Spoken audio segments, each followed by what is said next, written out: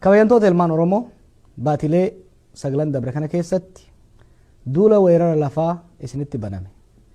Ka sanyiidhaan lafarraa buqqaasanii biyya teessan irratti fi abbaa ta'a isin immoo ala bulaa ashkaraa fi godaantutti isin jijjiiruudhaaf isinitti labsame ofirraa qolachuudhaaf baddaa lagaan kaabaa kibbaan bahaa dhihaan baatanii falmachaa turuun keessan ni beekama.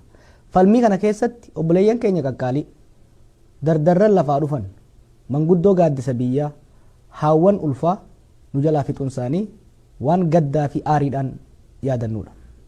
Yeroo kana keessatti wareegama qaqqaalii kanas yoo kafalle injifannoo cucculuqaa argachuu dandeenya jirra. Tokkummaa Oromoo diinni fi jallaan keenya shakkaa ture san kan sibiilarra cimtuu taate ta'uu isii mirkaneessuun danda'amee jira. Diinni Oromoo tuffataa ture sun kakalee firraa buufnes ta'ee ka'arra nurra jiru Oromoon eenyu akka ta'e tokkummaan Oromoo murannoon Oromoo ciminni Oromoo eenyu akka ta'e jaalatee osoo hin ta'in jibbee akka argachuu dandeenye jirra. Abbootii irree likkii isin galchina jaan likkii galchuun danda'amee jira. Seera maastar pilaanii isaan baasanii shiraan lafa Oromoodhaa fudhachuudhaaf deeman harka micciirree jijjiirsisuu dandeenye jirra. Seera magaalotaa ka Oromoo magaalaa keessaa dhabamsiisuudhaaf lafa kaa'ame jijjiirsisuun danda'amee jira. Qormaata biyyoolessaa ka ilmaan Oromoodhaa yuunivarsiitii irra hambisuudhaaf itti qophaahamaa ture haysiisuun danda'amee jira. Kana qofaa miti. Addunyaa irratti dhimma Oromoo irratti addunyaa gurra cufattee jirtu san gurra banattee Oromoof Oromiyaa akka dhaggeeffattu dirqisiisuun danda'amee jira. San bira dabarree uummattoota Itoophiyaa kan yeroo dheeraadhaaf cunqursaa jala taa'ee cunqursaan akka waan hiree wajjin dhalateetti fudhatee oggolee jiraachuu abdii kennuu dandeenye jirra. Mootummaa kana laaffisuudhaan tarsiimoo fi tooftaa qabsoo haaraa biyya saniidhaaf fiduudhaan yeroo ammaatti uummattoonni Itoophiyaa kaabaa kibbaan bahaa dhiyaan mirga isaaniitiif akka falmatan gochuun danda'amee jira. Kun injifannoo ilmaan Oromoo bakka jiranitti ittiin boonuu qaban, mataa ol qabatanii ittiin deemuu qaban, wareegamtoota keenya yaadannee ittiin dhaadachuu qabnu ta'uu wal yaadachiisuu barbaanna. Baatii sagalan kanatti bakka adda addaatitti bifa adda addaatiin qabsaafamaa ture.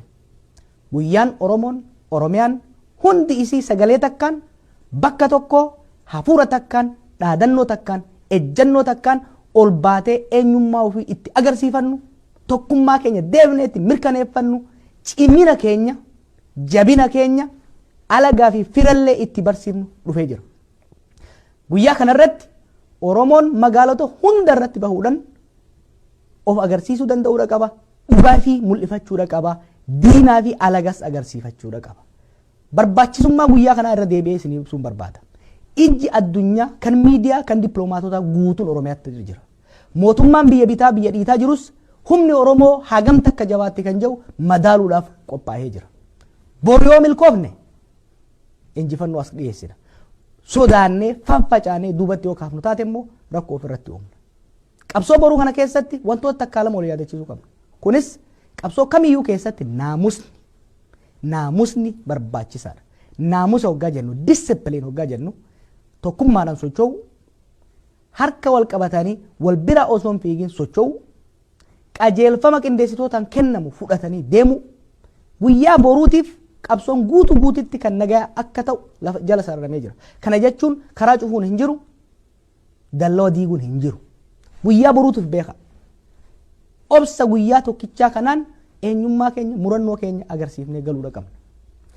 Waan amma waliin jenne kana mootummaa Itoophiyaatiif ifatti gara miidiyaatiif keessaan immoo gara manguddoo biyyaatii fi dippiloomaatotaan dabarsinee jirra.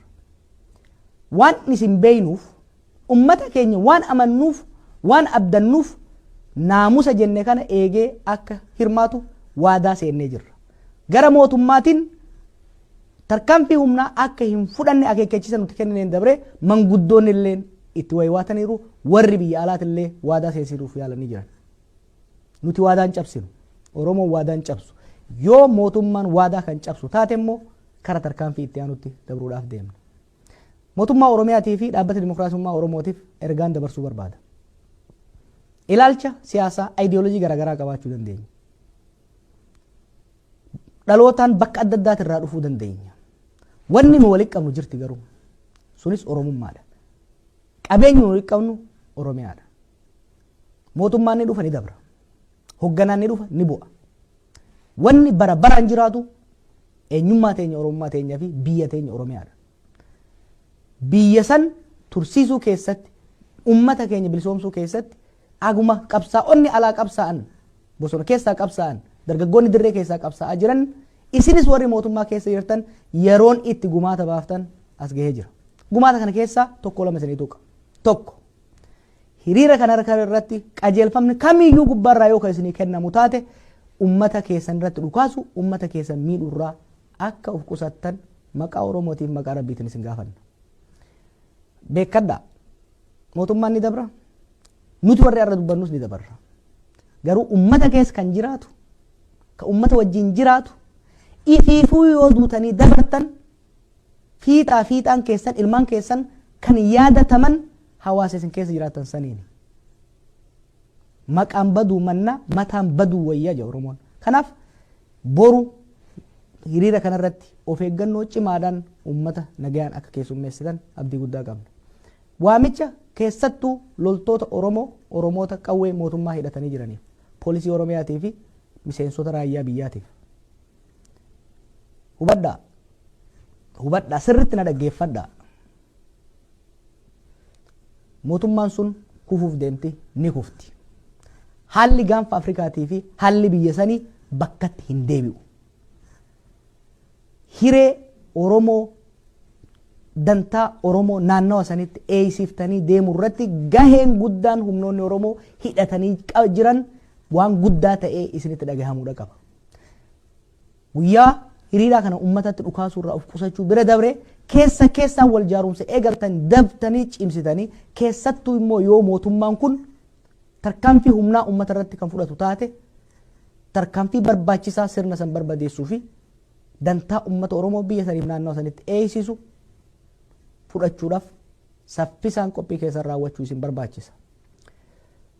Walumaa galatti dhaamsi ilmaan Oromootii qabnu guyyaan boruu guyyaan saftii guyyaan sanbata duraa kun fuulduree Oromiyaatiif fuulduree Itoophiyaatiif hariiroo Oromootii fi saba biraatiif dantaa ummata keenyaatiif nagayaaf tasgabbii naannoo saniitiif akkaan barbaachisaadha. Nuti Oromoon dhugaa qabna, haqaaf falmanna, tarsiimoo masa qabna, tokkummaadhaan qabsoomna, ni injifanna, tokkummaadhaan baha, goobaan gala injifannoon teessan.